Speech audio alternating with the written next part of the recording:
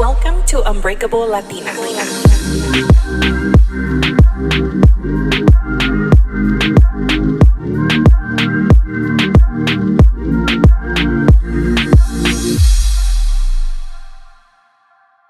Hi guys, welcome back to Unbreakable Latina. This is your host Melina. I hope you're having an amazing day, whatever day you're listening to this on, or if you're watching on YouTube, thank you so much for watching.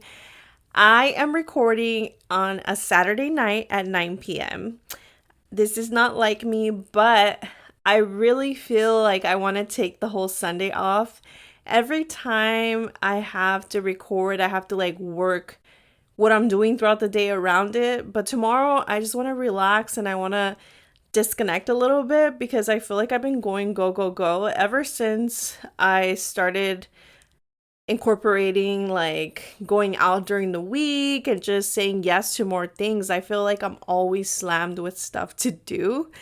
So I think it's important for me to have some sort of balance, which, there's not really a balance. There's always going to be something that is lacking in my life. A lot of people ask me, how do you balance everything? I don't ever find the balance. Either my fitness routine is going to be lacking, or my sleep is going to be lacking, or the amount of work that I want to do is going to be lacking. I can't do it all. And I've already came to terms with that I'm not like Wonder Woman. I'm close, but not there. So if you also feel that way, give yourself some grace because it's hard out here. I was telling my mom that now that I have my business and I work a full-time job, it's like I'm working 3 or 4 times the amount that I used to work before I had all this, but I wouldn't trade it for anything. This honestly fuels me a veces. This week I was just thinking, why do I even do this? Why do I put myself through this? And then I check myself and I tell myself and give myself a little pep talk and say, you wanted this, you enjoy this is your passion. Everybody has to work hard. Nothing that you want comes easy. When it comes to a passion or a dream that you have, if it was that easy, everybody would do it. But there's a lot that goes behind all this. I know you guys just see the pretty podcast that is posted on YouTube or the pretty podcast that's uploaded to Spotify, Apple Podcasts, but it's a lot of work. And like I said, I love it. But a veces it's a lot while you're still trying to do your laundry, you're trying to pay your bills, you're trying to have family time, friend time. I feel like this week was one of the weeks where I was very overwhelmed. So I just told myself, just do as much as you can. Y lo que no se puede, no se puede. But one thing that I did prioritize was my fitness. I started running. I've been going to all my classes. So I've been feeling good physically. And I think that's what's helped me really push through this whole stressful time. The reason that I didn't record last week was because my business taxes, I had to do them this week because it's the only time that I have. And I had to prep for that. It was my first time filing business taxes for my LLC. And it was scary. It's scary navigating a space that you've never been in my sister also has a business, but totally different. And she did help me. She pointed me in some direction. But the rest, it's still the unknown. And I'm sure a lot of first-time business owners feel this way. It's nerve-wracking. Money's scary, but we're learning to know how to go about it because it's something I'm the first person. Well, not me, but my sister's the first person to have a business. Then it's me.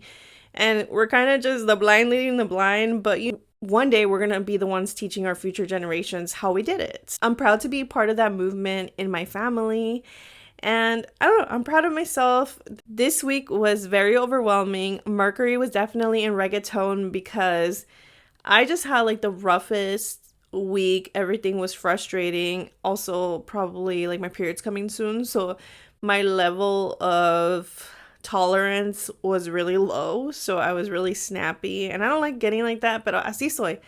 I'm a fire sign. I never believed in zodiac signs, but apparently it's true. And I'm an Aries. My birthday's coming up. She's gonna be 34, you guys. I cannot believe 34. So, anyways, in a long 5 minutes into the podcast, that's the reason why I didn't record last week. Thank you so much for understanding.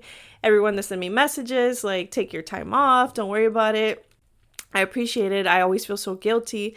But at the same time, I need to listen to my own advice and take some time for myself because, I mean, I did work anyways, but I couldn't do it all. I just like not in the mood and I decided to take time off. And thank you so much for giving me grace and for continuing to listen to me. It really means a lot to me. So I have a couple things to go over with you guys. One is that the tote bags are back in stock. The original Unbreakable Latina podcast. They're super cute. I use them for everything. I always take them to the mail when I have all the packages that I need to send out. Gym bag, everything. It's like a multi-purpose bag. I love it. I'm not just saying that because it's my bag, but I freaking love it. And everyone who has bought one is like, I take it everywhere. It fits everything. Perfect beach bag as well. Beach season is coming. I can't wait. I love the beach. I need a tan. Your girl's been inside too long. And second announcement is that my Instagram story views are very low. And you're probably like, who cares, Melina? Well, I do because a lot of you guys, that's how I interact with you. And I don't know what's going on with Instagram. I shared this with another creator. She said that she's having the same issues. And it makes me kind of sad because I really love stories. So hopefully that gets fixed because I usually range from like 3,000 to like 4,000 views per story. Now I'm getting 800. And at first I was like, maybe I'm getting really annoying on stories and that's why people are muting me. But it was just like such a big difference in numbers that, I don't know, it's kind of shocking. So if I started thinking also that if for some reason I'm shadow banned and you're not seeing my content, you might not have seen that I started the group that I've been talking about, and it's called the Amigis Social Club. So if you haven't followed, you could follow at Amigis Social Club on Instagram. I'm planning the first meetup for next Sunday, which will be this Sunday if you're listening to this the week that I upload the podcast. I'm probably gonna do like a hot girl mental health walk, just get to know people, something very simple. I'm a little bit shy when it comes to big groups, so if you end up going and I start stuttering or I'm nervous, it's just like that's the person that I am. Even though I'm on social media and stuff, I get like in big group settings, sometimes I get a little shy, but hopefully not. I'm very nervous about it, but I'm very excited because I've been wanting to do this for so long. I know a lot of you guys have requested to have like meetups, and a lot of people say like have a meet and greet, but I don't know, I just feel weird calling it a meet and greet. Like I just want everybody to have fun and get to know each other, obviously meet you guys and a lot of you guys that I've connected with online but I don't know in person. But when you say meet and greet, like it sounds like a celebrity and I don't feel like a celebrity. So I'm just the regular gal that lives in Riverside. So the Amigi Social was created just to have a group of women who get together, make friends, have new connections. I know it's very difficult to make friends now in our adult age, and like after college, I feel like it became challenging, especially if those people that work from home. I'm sure it's so much more difficult to make friends if all your friends are married or they moved away, like the friends that you grew up with or went to college with. I was in that situation for a while.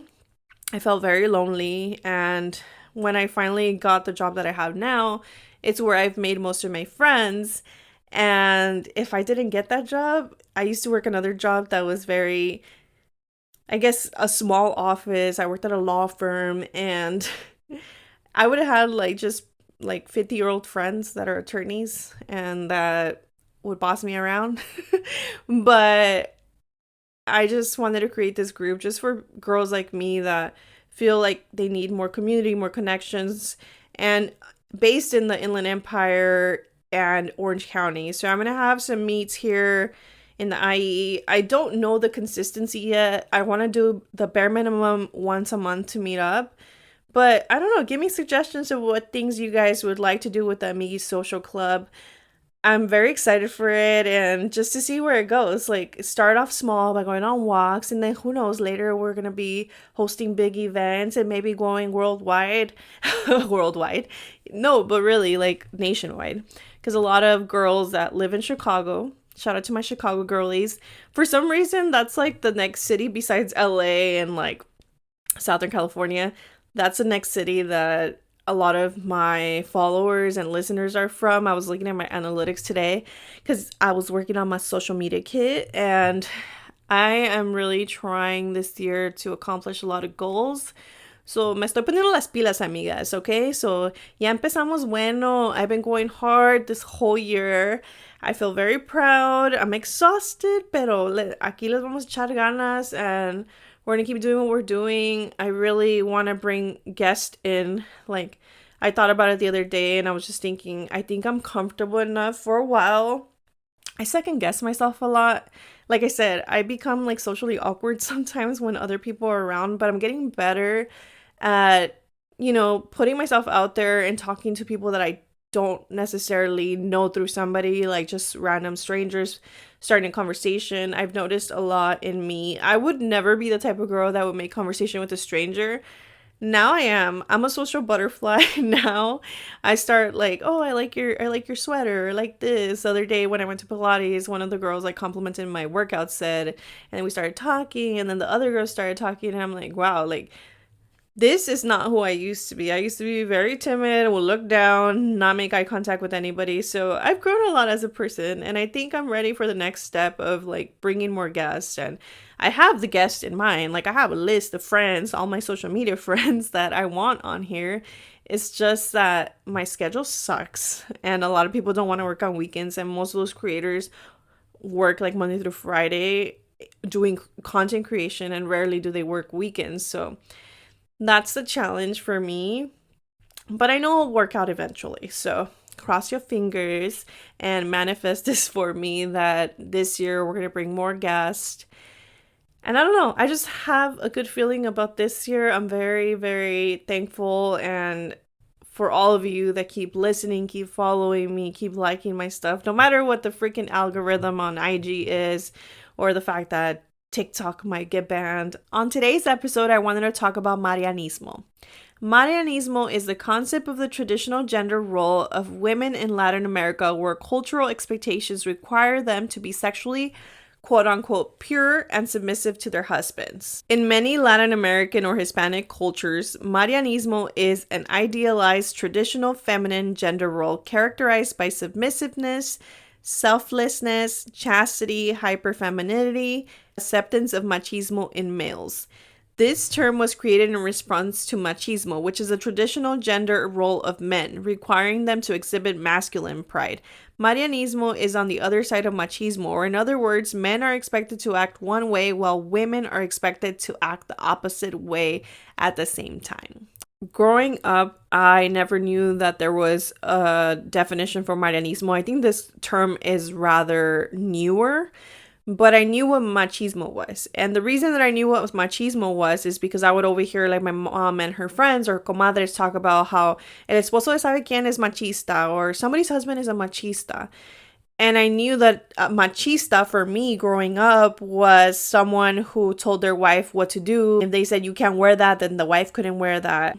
Marianismo and machismo are very harmful to our culture because growing up, the term that I always talk about is calladitas te ves más bonita. I remember that would be a term used so often in my household because I've always been that spunky kid. Even though I've been shy, I've been that spunky kid that like questions things or will call out people when they lie. I remember my dad used to tell me that all the time, like, calladitas se ve más bonita. And I would never really grasp what he meant. But he basically was telling me, like, shut the hell up. Shut the hell up. You speak too much. I think that term, calladitas te ves más bonita, is very harmful because we learn that it's better to stay quiet than to speak up because you don't want to be problematic. And one thing about me, I've always been the black sheep. I've always been the problematic one. But now growing up and not giving a shit anymore about what people think, I realize that I am a curse breaker, a generational curse breaker. I call it like it is, and a lot of people don't like that. A lot of people have called me problematic before, or why do you always have to make everything an issue? And it's not that. It's just I don't comply with whatever someone says. If I don't think that that's correct, I'm gonna fight you back. And I'm not trying to argue with people, but I am opinionated. I'm very opinionated, and sometimes it's a blessing, sometimes it's a curse, and it causes a lot of tension between, family. I have been in a situation where I didn't stay calladita and I spoke up for myself, or I defended someone in my family, and then I became the problematic one. And time again, I would catch myself crying for saying, like, why don't you just shut up, Melina? Like, why do you always have to say something? But if I just shut up and I let it stay inside me and not speak up for what I believe in or call out somebody when they're wrong, that is hurtful to myself. Because there has been times where me quedé calladita para ser más bonita, and then ended up deteriorating my mental health, my confidence, and I'm never going to do that ever again. I'm always going to speak up. I don't care if your feelings get hurt. I'm always respectful, but sometimes you just have to call out people for what they are. And I think when we grow up in this Marianismo culture where women are meant to be submissive and meant to be not problematic and just be quiet and do what everybody else says that you have to do and have these traditional gender roles, we're not letting ourselves be ourselves. Because truly, a lot of people rebel after being in a marriage with a machista and being part of that Marianismo. I've seen it time and time again in my family where I had these tias that were married to this machista man, but they would be submissive and they'd be like, oh, like really quiet. And I've seen it in marriages of friends of the family where they become this perfect little quiet woman. And then once they get divorced, they go crazy. They go crazy, start partying, and which is fine because for a long time they were being submissive to their husbands and having food on the table, and then all of a sudden they get cheated on and they get treated bad. But they put up with so much for so long that once they leave those marriages, it's like, well, let's do whatever the heck we want. And I don't blame them. I probably would do the same thing. Marianismo also can affect us with our sexual life because if in Marianismo culture, you're supposed to be pure, you're supposed to be like this virgin. And if you have sex before marriage, you're ruined and you're bad and nobody wants you anymore. But because of this thing because of Marianismo and how we grew up and our culture, and it's frowned upon to have sex before marriage, then we don't get educated on birth control or on STDs or on sexuality, self-pleasure, and many other things. So therefore, people get in trouble by getting pregnant right away because they don't know what birth control is because they never had that conversation. And the first time they have sex, they don't know what they're doing. So Marianismo can affect us in so many ways. Another way that Marianismo can affect us is that there's this idea that once a woman is married, has children, they have to devote themselves fully into being a mom, being a wife, and that's it. You're not going to do anything else besides being a mom, being a wife. And if you do anything else besides that, then it's frowned upon. If you decide to go after a career, that's frowned upon. Because of this, there's a lot of mental health issues that women have, and they suffer in silence because they're so afraid to speak up and get help because that's what they're supposed to do. And I think nowadays we're breaking generational curses, and we're no longer accepting this machismo, marianismo, but then we're the rebels. Although I consider myself a generational curse breaker and a strong, independent woman, I feel like Marianismo machismo has affected me growing up in so many ways. And I've talked about this in the past in my machismo episode where I grew up with two very different families, right? My dad's family was very deeply rooted in Marianismo machismo culture. My mom's family wasn't so much like that. My mom grew up with 6 brothers, and then my grandmother was a single mom, and then my mom. So my uncles were very caring towards my mom and my grandmother because although my mom and my grandmother did cook for them and took care of them, when they weren't working, they would do a lot of stuff for my mom and my grandmother because they just helped each other out. You would see a lot of my uncles, still to this day, they'll cook, they'll serve you plates. They're not the type that be like, oh, go serve me a plate.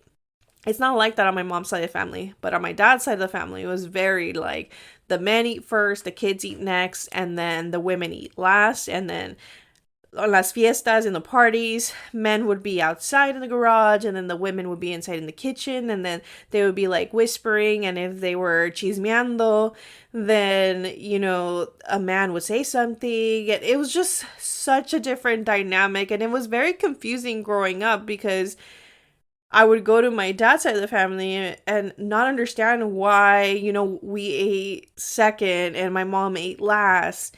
And I never got that. But on my mom's side of the family, so like even nowadays, we'll go to barbecues. They always serve the women first and then the men eat last. It's just different. It's so different, and it was confusing growing up. So having relationships, I remember one of my first boyfriends, he was a machista. He was definitely such a machista, and I didn't realize that until one day he told me like, hey, you shouldn't wear that, that's too short. And I was like, hold up, buddy, my dad doesn't tell me what to wear. Even though my dad was strict and was a little bit machista, he wasn't fully. He never told me what to wear. If anything, he would be like hyping me up anytime I would dress up. And when that ex-boyfriend told me that, I was like, whoa, like, listen here, little buddy, you're not going to tell me what to do. And it caused a lot of problems between our relationship, which I'm glad it did because it showed me who he was. And it wasn't someone that I wanted to be with, that was going to be super machista with me, especially knowing how I am. I'm very outspoken. I'm not a calladita te ves más bonita. I'm like, calladita, never. Bonita, always. But I knew that that was not the guy for me when that happened. And it was kind of like a shock to me because I've never had a man tell me how to dress, or he never complimented me. And it was just a whole thing that I'm glad, even though I was so young at that time, I was like in my 20s, I realized it really quick that I was like, whoa, what is this about? One thing that I do remember growing up is that my brother got to go out with whoever he wanted, right? And although my parents had a curfew on him and things like that, they wouldn't worry too much about him. But when I went out, if I was out past a certain time, my dad would be like, una muchacha decente no debe de andar. And I think that's the Marianismo the Marianismo is rooted in their way of thinking. It's just the way they grew up, because I'm sure they heard their parents talk about how girls should not be out at certain hours of the night. I remember this huge fight that I had with my dad one time. And yeah, did I get home super late? I did, but I honestly wasn't doing anything bad. We were like at Denny's or doing something dumb. And I felt so offended because I felt like he was calling me a hoe. Like, you're a whore, you're out at these hours of the night. And I felt so hurt by it. And I was like, how could you say that about me? Like, what do you mean? What am I doing? I'm not doing anything bad. Legit, I was having some cheesy fries with my friends at Denny's. Like, why are you offending me like that?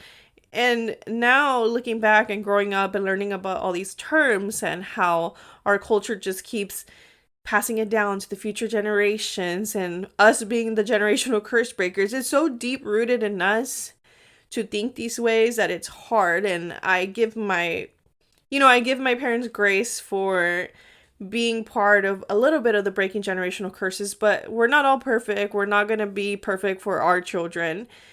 But I just think, like, imagine how much they had to let go of growing up, of the ways that their parents were taught, and now we're letting go of some of the things that our parents taught us, because it's not right. It's not right to think that a woman is less worthy just because she's out at a certain time at night. But a man, if he goes out that night, oh, he just had a wild night. I'm sure that you've heard before, ve servirle a tu marido, go serve your boyfriend, go serve your husband. And then I already know how you guys are, because we're all here being generational curse breakers saying like, él tiene manos.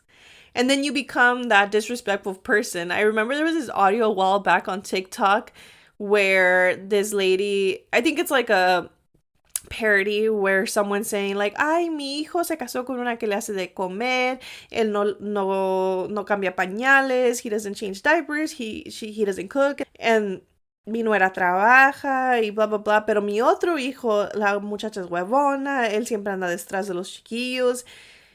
I've heard those conversations so many times from older women talking about like their sons and their girlfriends and why don't they like them.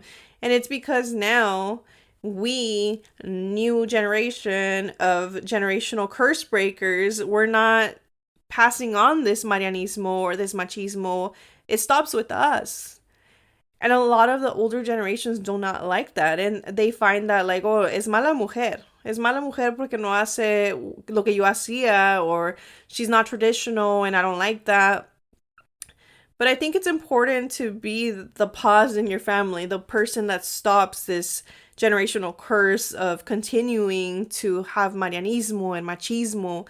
And it affects our mental health, because if you're sacrificing so much for your whole family, for your husband, for your kids, for everybody, and you leave yourself on the back burner, you're not going to be well. And one thing that I have learned is that if you're not okay, you can't take care of other people. And I think that's why there's so many mental health issues in the Latino culture. We're taught to self-sacrifice, and if you don't self-sacrifice, then you're not a good woman. Marianismo also affects how we don't celebrate ourselves and we try to remain humble. And I think that that's something that's affected me that I don't even know that it has until right now when I was doing all of like the research for this episode. I find it hard to celebrate my accomplishments because I don't want to feel like I'm showing off or I'm doing this. But lately I've been learning to give myself my flowers and just to say, hey, I did this. Because before I used to feel like me bragging, that's not cute. It's not cute to brag, but you know what? It's okay to brag about yourself. So next time that you're struggling with like flexing the fact that you have a master's, you have PhD, that you accomplished something, like who cares? Just do it. You are breaking a generational curse by bragging about yourself. Even though I never even thought about this until I started reading all these articles about Marianismo.